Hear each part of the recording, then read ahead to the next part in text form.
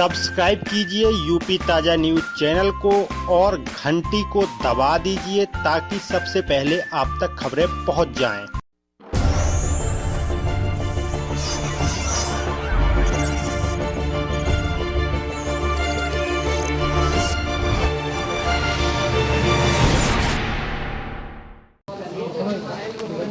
देखिए, कल 8 जनवरी को इलेक्शन कमीशन ऑफ इंडिया के द्वारा चुनाव की घोषणा के साथ ही हमारे जनपद झांसी में चुनाव संबंधी आदर्श आचार संहिता लागू हो चुका है, जिसके संबंध में अभी समस्त राजनीतिक पार्टियों के प्रतिनिधि के साथ बैठक करके संक्षिप्त जानकारी है उनको बता दी गई है।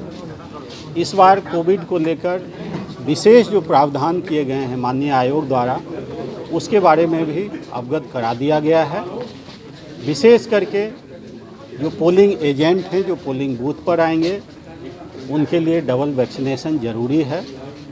जो लोग प्रथम वैक्सीनेशन के बाद दूसरा डोज का समय नहीं आया है, उनके लिए RT-PCR या एंटीजन टेस्ट रिपोर्ट लेकर आएंगे।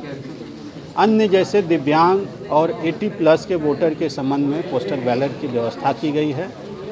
अगर वो बूथ पे आते भी हैं तो उनके लिए अलग से पंक्तियां लगाई जाएंगी।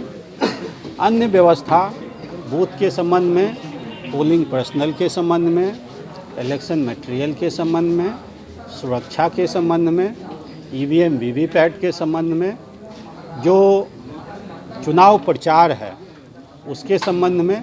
आप जानते हैं कि 15 जनवरी तक कोविड के दृष्टिगत भारत निर्वाचन आयोग द्वारा सभी प्रकार की रैलियां, मीटिंग अभी स्थगित हैं।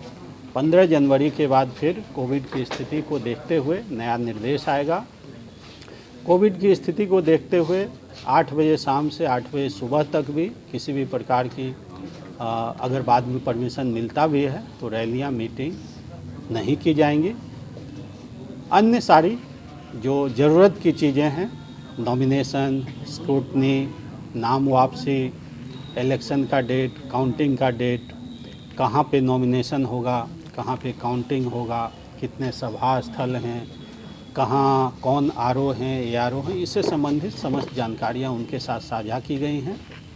मैं जिला निर्वाचन अधिकारी के रूप में इतना कहना चाहूँगा कि झांसी में विधानसभा चुनाव बिल्कुल ही शांतिपूर्ण ढंग से, निष्पक्ष ढंग से होगा।